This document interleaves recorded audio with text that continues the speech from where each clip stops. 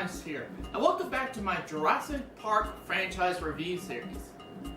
Damn, it's been a while since I've done this. I did the last one, I think the first movie, 5 months ago? Something like that? Almost a whole year? Wait, actually, yeah, I think it was a year ago. Damn! I need to do a better job of keeping on track with these review series. Yeah, a lot has happened within a year. So that's probably why. Not just what's going on out there in the world, but also stuff has happened in my personal life, within this year. So I've really been trying to get through these franchise review series. I'm almost done with the Indiana Jones franchise review series. I just need to do Kingdom of the Crystal Skull. I completed the Star Wars franchise review series. Finally, I just need to do... Wait, actually no, I already did my update ranking video. So, yeah, I completed that. I completed my Spider-Man franchise review series. So yeah, there's just quite a few franchise review series I've got done, and there's some I still need to get finished. I started this review series, like I said, about a year ago. Also, close to about a year ago, I think 5 months ago or something like that, I started my Harry Potter franchise review series, so I need to get on that. Better late than never. And today, the review I got for you guys is the second film in the Jurassic Park franchise, and that is The Lost World, Jurassic Park, from 1997. Now it's only a matter of time before this lost world is found. They're still alive. Discover the wonder. Wow. Isn't it great? Experience the adventure. Not making the same mistakes again. You're making all new ones. As Universal Pictures takes you to a world you've never seen before. A Steven Spielberg film. The Lost World. Rated PG-13. Starts Friday, May 23rd. The Lost World Jurassic Park stars Jeff Goldblum, Julianne Moore, the late Pete Postlethwaite. I think I pronounced that name right. If not, here it is. Vince Vaughn, and is directed by Steven Spielberg. The plot to The Lost World Jurassic Park is that this movie actually focuses on one of the secondary characters of the last movie, who technically was the main character, and that is Dr. Ian Malcolm, portrayed by Jeff Goldblum, who thinks he's portraying himself, although we'll get to that in my negatives. In which John Hammond enlists him and a few other group of scientists and technologists and stuff like that to go to a second island that was never mentioned in the first film, but was mentioned here, called Site B, also known as Isla Sorna, to go and research the dinosaurs. And Ian Malcolm refuses to do that, especially once he finds out that his girlfriend, Sarah Harding, portrayed by Julianne Moore, is on the island with the research team. So instead, he decides to make this into a rescue operation to get his girlfriend out of the island and into safety. But John Hammond's nephew, Peter Ledlow, has other plans in which he enlists hunters and engine workers to basically capture the dinosaurs and bring them over to the mainland to build a whole new park. And havoc erupts on the mainland of San Francisco.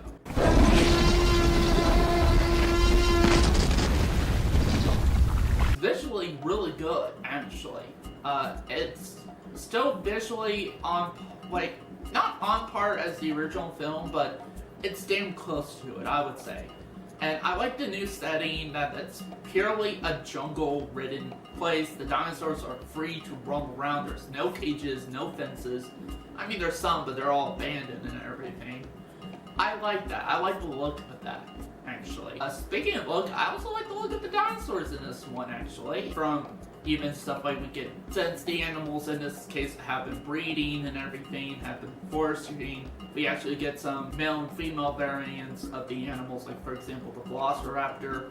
I really dug the design of the male Velociraptors in this movie with the orange and tiger stripe look, like the orange skin and the tiger stripe pattern. That looks pretty cool. Also, we get tons more dinosaurs actually in this than even I think the first movie. Hell, we even get 2 more T-Rexes, a male and female variant. Technically, we get 3 T-Rexes, which the male and female has a baby. We get to see a baby T-Rex for the first time in this movie. Yeah, and also there's other Dinosaurs, like the comics like Naphuses, which are new to this franchise at this point. They're kind of like the Dilophosaurs, where they look cute and innocent at first, and then they just go all vicious and you're not expecting it. Also, another thing I like is just, in terms of looks, the cinematography. I would love the cinematography in this movie. Not as good, again, the cinematography as in the first film, but it's still Dean Cundey.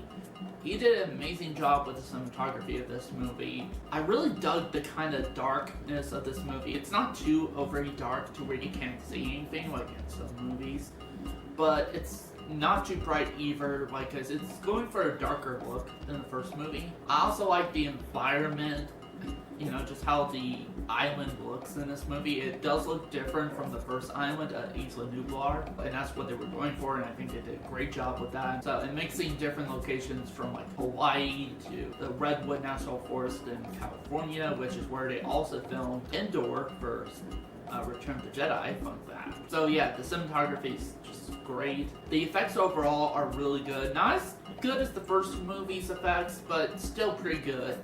I'd say this is the Jurassic Park film that has this, obviously the second best looking effects in the whole franchise. For me, both with CGI and animatronics work, like in the animatronic work. I mean, also, like, I do like the actors in this movie. I think the actors do a pretty good job of what they have to work with, to be honest. More specifically, again, I do like Jeff Goldblum in this. Yeah, this is still at the time where he doesn't seem that annoying, in my opinion. Because I'm not sure if you noticed, but after doing the first two Jurassic Park films, it seemed like he never wanted to leave that performance.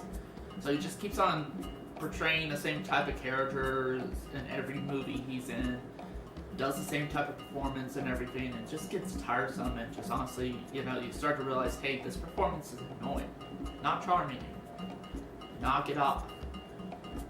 Which thankfully I've noticed Jeff Goldblum seems to not be doing that anymore. He's really trying to now not do all of his Jeff Goldblum isms that he's done in the past. Like, I was watching this one Disney Plus show. It was like The World According to Jeff Goldblum and that. And honestly, I could tell he was really trying to do stuff like not put too much in between sentences. Like this is basically my Jeff Goldblum impression here. It's like, now you do intend on having dinosaurs on this dinosaur tour, right? Hello? Hello? Yes? You see the Tyrannosaur here doesn't obey set patterns or the essence of chaos.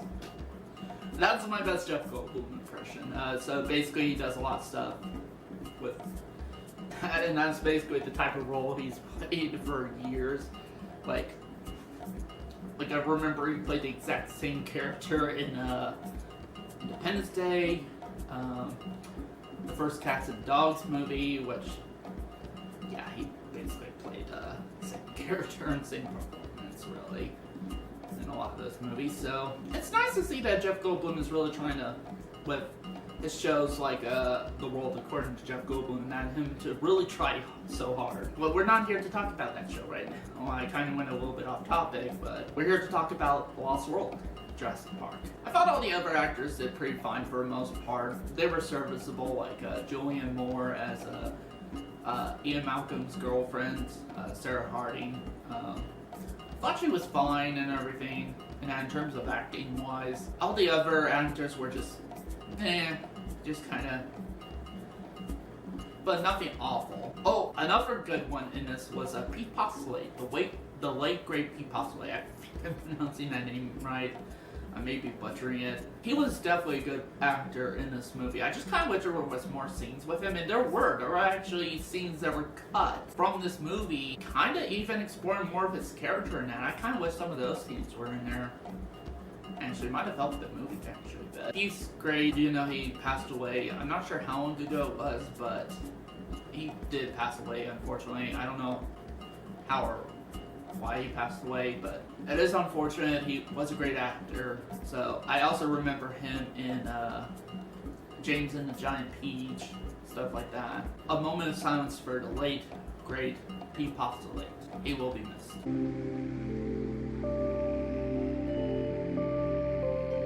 Also, another positive I have here is the music by John Williams. He does another amazing job, and it's not as iconic as the music in the first movie, mind you. I mean, the music he did for the first movie is just legendary status. But this is actually really good still, too. I especially like the theme to this movie, and also all the jungle bits he does. It's something different, but also, you can tell it's Jurassic Park.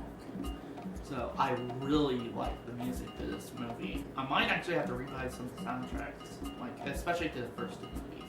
Actually, some of the action sequences in this movie are actually pretty good, actually, and really intense, like on the edge of your seat. Kudos to the people involved making these action sequences. My favorite action sequence in the entire movie would probably have to be when they're attacked by the velociraptors, more so in the, when they're trying to reach the chopper and stuff like that.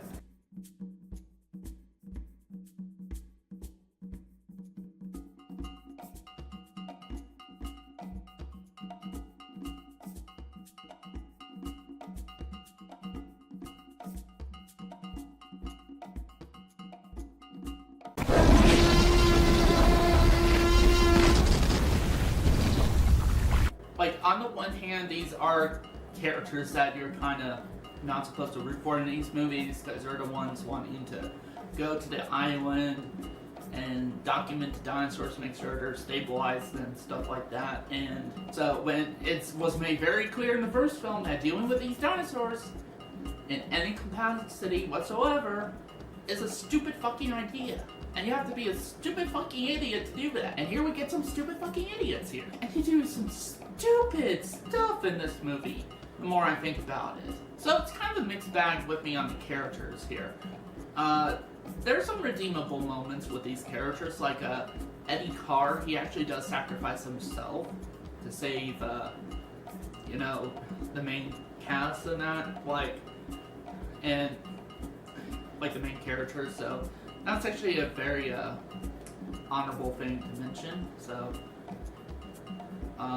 he really tried to save them, and he ended up giving his life to save them. So yeah, there is some redeemable qualities with these characters and everything. So, oh yeah, also another mixed one is the effects. Now, like I said, these are really good effects. I just think they're kind of a bit of a downgrade from the first movie. Nothing awful, but nothing as spectacular or groundbreaking as the effects in the first movie. Which is odd, because you would think as time goes on, the effects would start to get better and better. But this one just kind of seemed like a downgrade for some reason. Also, another mixed thing is the whole T-Rex rampaging through San Francisco. Well, actually, San Diego, my bad. I said San Francisco in the plot, but to be honest, it's just California, So you could see how I got the two cities confused, but it was cool to see a T-Rex rampaging through the city and everything like that. But to me, it kind of doesn't fit with the rest of the movie. It's almost like they completely changed their original ending, and actually that is the case. They changed their original ending that they had in mind and was thinking about. And then Steven Spielberg or someone came up with the idea to do, basically Godzilla. In fact, there's even a scene where you see two Japanese people running away from T-Rex, and they're basically saying Japanese, I moved to this country to get away from this shit. Basically referencing Godzilla, so that's basically what it is. It's just Godzilla. Yeah, it does feel out of place. I mean, it's awesome, but it does feel out of place. I would love to have a Jurassic Park movie where it takes place in the mainland and then, in the city, and have it not feel out of place with the rest of the movie. And honestly, for me, that's it with my mixed spots. Now let's go on to my negative.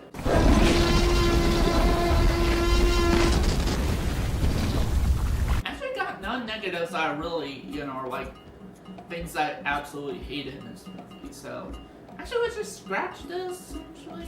So, no negatives, let's just get on to my rating. So with that said, I'm going to give The Lost World Jurassic Park a 4 out of 5 stars. Honestly, this is pretty good. not as good as the first movie, and I did have some issues in terms of like some stuff with like the writing for the characters and some decisions made in this movie, but overall it's a pretty fun movie actually. Before I go, I was been watching for years the Nostalgia Critic review of this, and I kind of did alter my opinion on this movie. So I was like, okay, if I'm going to get into this, I might as well go come in with an open mind and everything again. Yeah, everything the Nostalgia Critic, I do get some of those things he said, but a lot of them I think it was just him being negative for the sake of being negative. I find this to be a fun entry in the franchise. One of the things he definitely got wrong, which I forgot to mention in my positives, is that he said the pacing is so slow and just honestly for me the pacing is actually pretty fast actually, and moves by smoothly actually. So I don't know what he's talking about. And again, it's his opinion, so that's it for this review. Thank you guys for watching, and it is absolutely imperative that we work with the Costa Rican Department of Biological Preserve to establish a set of rules for the conservation and preservation of that island. These creatures require our absence to survive, not our help. And if we could only just step aside and trust in nature